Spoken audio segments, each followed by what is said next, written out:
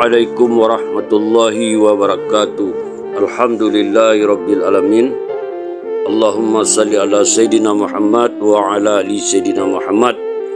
Hari ini kita akan menceritakan kisah-kisah tentang ketawaduan Ali bin Abi Talib radhiyallahu anhu dan para sahabat-sahabat lainnya. Nenek dari Sawalih berkata bahawa Ali radhiyallahu anhu membeli kurma seharga 1 dirham dan mengikatnya di dalam kain. Ia membawanya sendiri. Seseorang berkata kepadanya, "Biar saya saja yang bawa." Ali berkata, "Seseorang yang punya akan lebih berhak membawa bebannya sendiri." Zadzan radhiyallahu anhu berkata bahawa Ali selama kekhalifahannya biasa pergi sendiri ke pasar. Ia biasa menunjukkan jalan kepada orang-orang yang tersesat dan akan mengumumkan kepada orang-orang barang-barang yang tertinggal atau yang hilang. Ia biasa menolong orang-orang yang lemah dan tidak berdaya dengan pekerjaan mereka. Ia biasa pergi kepada para pedagang dan penjual sayur-sayuran dan membacakan kepada mereka ayat-ayat Al-Quran. Bismillahirrahmanirrahim. Tilkad darul akhiratu naj'aluha lilladzina la yuriduna uluwan fil ardi wala fasada wal aqibatu lil muttaqin. Inilah negeri akhirat, kami peruntukkan bagi mereka yang tidak menginginkan keagungan di muka bumi dan tidak juga kerusakan, dan kesudahan yang baik adalah bagi orang-orang yang takwa. Quran Surat Al-Qasas ayat 83. Dia selalu mengatakan kepada orang-orang bahawa ayat ini diturunkan untuk mereka yang melakukan keadilan, untuk para penguasa yang rendah hati, dan bagi orang-orang yang menggunakan kekuasaan sehingga mereka memperlihatkan keadilan kepada semua orang. Jurmus radhiyallahu anhu berkata bahawa ia melihat Ali radhiyallahu anhu keluar dari rumahnya dengan berpakaian 2 lembar kain kasar berwarna kemerah-merahan dan sarungnya mencapai tengah-tengah betisnya. Kainnya juga sebesar sarungnya.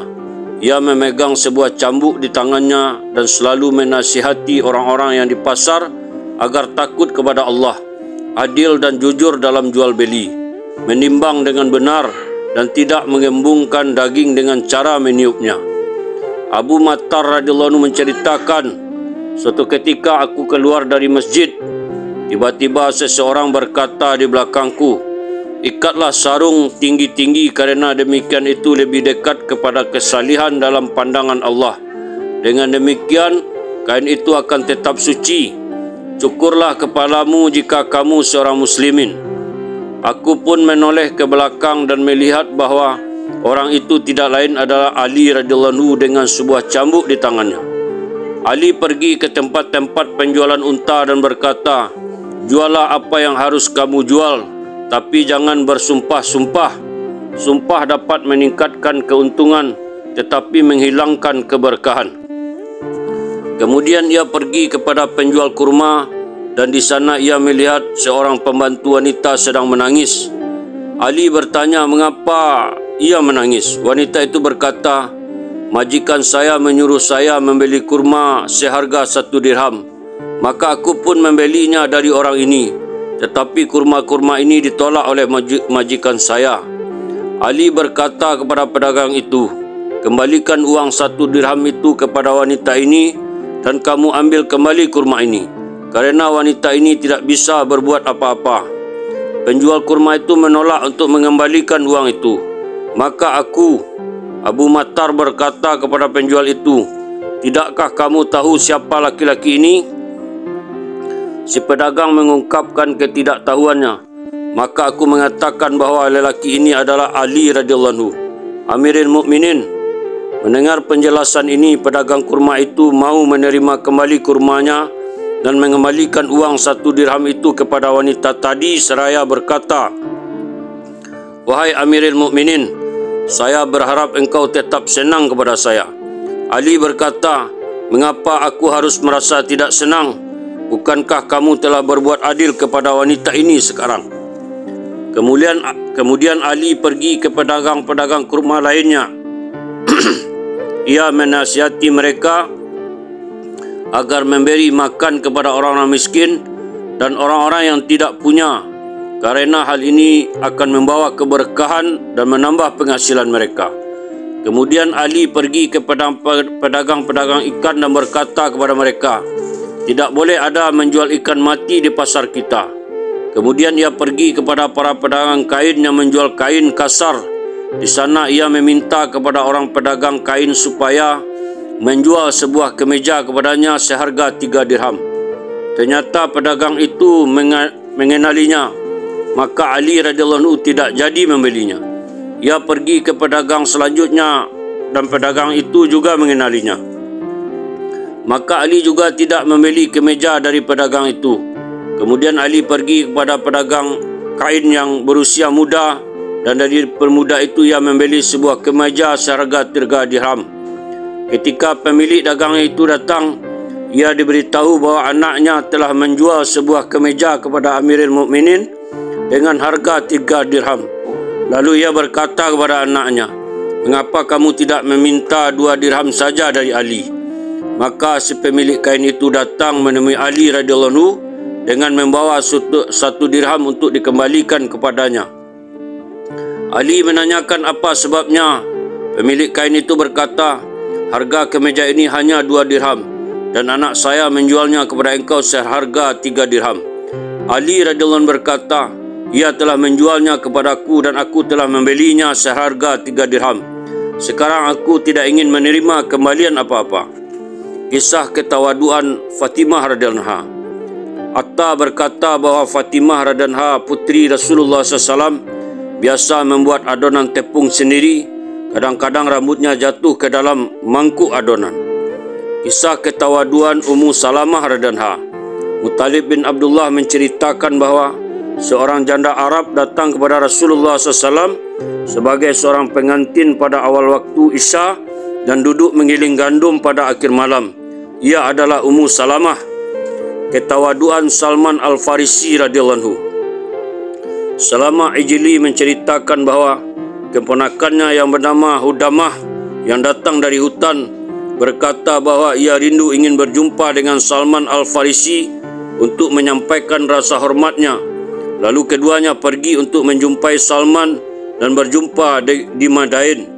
Ketika itu Salman Al-Farisi adalah panglima perang yang membawahi 2,000 pasukan. Mereka mendapati Salman sedang duduk di atas sebuah dipan yang terbuat dari anyaman serat batang kurma. Keduanya memberi salam kepada Salman. Lalu Salamah Ijli berkata, "Wahai Abu Abdullah, ini adalah keponakanku. Ia datang dari desa dan mengungkapkan keinginan untuk berjumpa denganmu untuk menyampaikan salam." Salman Al-Farisi membalas salam mereka. Kemudian Salamah berkata kepada Salman Al-Farisi, "Keponakanku ini berkata bahawa ia sangat mencintai engkau." Salman Al-Farisi berkata, "Semoga Allah mencintainya." Haris bin Umairah radhiyallahu anhu menceritakan, "Aku menjumpai Salman Al-Farisi ketika ia berada di Madain. Di sana aku mendapati Salman sedang menguliti hewan dan sedang mencabut bulu-bulu dari kulit. Ia memberi salam kepadaku dan meminta supaya menunggunya sebentar dan ia akan segera datang. Maka aku berkata, 'Mungkin engkau tidak mengenal saya.' Salman berkata, 'Adalah menjadi kenyataan. Ruh saya telah mengenalmu sebelum saya dapat mengenalimu. Ini disebabkan ruh-ruh kita berkumpul bersama di alam ruh. Dan di sana mereka saling mengenal dan saling mencintai satu sama lain karena Allah. Dan ruh-ruh yang diperkenalkan satu sama lain bukan karena Allah, mereka akan tetap bermusuhan satu sama lain." Abu Kilabah menceritakan bahawa seorang lelaki datang kepada Salman Al-Farisi dan melihatnya sedang membuat adonan tepung. Lelaki itu bertanya, "Apa yang sedang engkau lakukan?" Salman menjawab, "Saya telah menyuruh pembantu saya melakukan pekerjaan lain, maka saya tidak ingin membebaninya dengan pekerjaan ini juga." Kemudian lelaki itu berkata kepada Salman bahawa ada seorang lelaki mengirim salam untuknya. Salman bertanya kepada lelaki itu, "Kapan engkau datang dari tempat orang itu?" Lelaki itu menjawab, "Beberapa hari yang lalu." Salman berkata, "Seandainya engkau gagal menyampaikan salamnya kepadaku, maka engkau akan gagal dalam memenuhi amanah yang diberikan kepadamu. Ammar bin Abi Qurrah Al-Kindi radhiyallahu anhu menceritakan bahawa ayahnya menawarkan saudara perempuannya supaya dinikahi oleh Salman. Tawaran ini tidak diterima oleh Salman Al-Farisi dan ia menikahi seorang budak wanita yang telah dibebaskan bernama Bukairah. Ketika Abu Qurrah mengetahui telah terjadi perselisihan antara Huzaifah dan Salman, maka ayahnya pergi kepada Huzaifah dan menemuinya di kebun sayurnya. Ketika itu Huzaifah membawa sayur-sayuran sekantong jerami penuh dan menggantungkannya di ujung-ujung barang-barangnya. Kemudian mereka pergi ke rumah Salman. Huzaifah memasuki rumah itu dan memberi salam kepada Salman. Kemudian ayah Qurrah juga dipanggil masuk. Di dalam rumah ia melihat selembar kain terbentang dan di salah satu sisinya terletak beberapa batu bata digunakan sebagai bantal. Juga ada beberapa ikat sayur-sayuran di atasnya.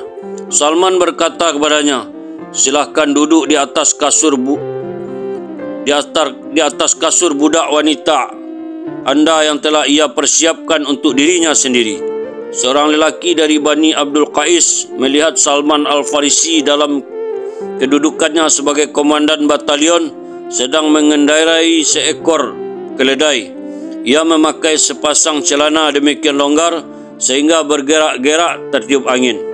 Begitu melihatnya, dua orang laskar berkata, "Komandan kita telah datang." Mereka mengatakan ini dengan nada mengejek. Orang itu berkata kepadanya, "Tindakan engkau mendengar apa yang dikatakan orang-orang ini tentangmu, wahai Abi Abdillah?" Salman berkata, "Biarkan mereka. Salah atau benar, baik atau buruk akan diputuskan nanti setelah kehidupan dunia ini." Dalam riwayat lain dikatakan, seorang lelaki dari suku Bani Abdul Qais melihat Salman Al-Farisi sebagai seorang komandan kompi kecil. Ia mengendarai seekor keledai dan orang ini menyertainya. Dia melewati beberapa orang laskar. Ketika melihatnya, para laskar itu tertawa dan berkata, "Lihatlah, inilah komandan kita." Salman radhiyallahu anhu berkata, "Kebaikan dan keburukan akan diputuskan nanti setelah kehidupan dunia ini. Kalau bisa, lebih baik kamu makan debu saja. Jangan pernah mau menjadi pemimpin walaupun terhadap dua orang. Hati-hatilah dan jagalah dirimu dari doa orang-orang yang lemah dan tertindas. Kerana doa orang-orang semacam itu tidak akan pernah ditolak Allah." Sabit radhiyallahu anhu menceritakan bahawa Salman adalah gubernur Madain. Ia biasa pergi menemui orang-orang dengan memakai sepasang celana yang agak pendek dan sebuah jubah. Ketika melihatnya, orang-orang berkata, "Boneka telah datang, boneka telah datang." Salman biasa bertanya kepada seseorang, apa yang dikatakan mereka itu. Orang-orang memberitahunya bahawa mereka mengibaratkan dia seperti boneka. Salman radhiyallahu anhu berkata, tidak ada masalah untuk mereka. Kebaikan dan keburukan ditentukan setelah kehidupan di dunia ini. Harim radhiyallahu anhu menceritakan bahawa ia melihat Salman Al-Farisi sedang mengendarai keledai tanpa pelana. Ia memakai celana berukuran pendek dan dibuat di kampung Sumbalan. Salman adalah seorang lelaki yang berkaki panjang sehingga gamisnya hanya mencapai lutut. Ia melihat anak-anak berkumpul di sekitarnya. Harim berkata kepada anak itu, "Mundurlah, tidakkah kalian tahu bahawa ini adalah komandan?" Maka Salman berkata, "Jangan katakan apa-apa kepada mereka, kebaikan adalah diperuntukkan untuk hari akhirat." Sabit radhiyallahu anhu menceritakan bahawa Salman adalah gubernur Madain. Seorang lelaki dari suku Ta'im datang dari Syria. Orang ini membawa barang bawaan berupa beberapa ekor babi. Orang ini melihat Salman memakai celana yang pendek, ukurannya dan badannya dibungkus dengan selimut kasar. Orang ini tidak mengenal Salman. Ia menyuruh Salman membawakan barang bawaan itu. Salman mengambil barang bawaannya dan pergi bersama orang itu. Dalam perjalanan, orang-orang memberi salam kepada gubernur dan bertanya kepada orang tadi, apakah ia tidak mengenal gubernur? Maka orang itu meminta maaf dengan sepenuh hati kepada Salman. Salman berkata, saya tidak akan melepaskan barang bawaan ini hingga saya sampai ke tempat tujuan. Dalam riwayat lain dikatakan bahawa Salman berkata, saya telah berniat sejak semula untuk membawa barang bawaan ini hingga ke rumahmu. Abdullah bin Uraidah radhiyallahu anhu menceritakan bahawa Salman memenuhi kebutuhan hidupnya dengan tangannya sendiri. Ketika ia memperoleh uang, ia membeli daging atau ikan, kemudian ia mengumpulkan orang-orang cacat dan pincang untuk makan bersama-sama dengannya. Kisah tentang ketawaduan Uzaifah radhiyallahu anhu.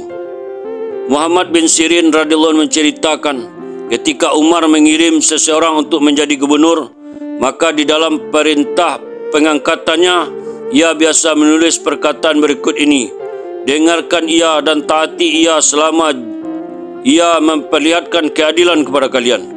Ketika Umar radhiyallahu anhu mengangkat Uzaifah sebagai gubernur Madain, ia menulis pernyataan untuknya, dengarkan apa yang ia katakan, taati dia dan berilah apa yang ia tuntut dari kalian. Ketika Uzaifah meninggalkan khalifah, ia mengendarai keledai dan barang-barang perbekalannya.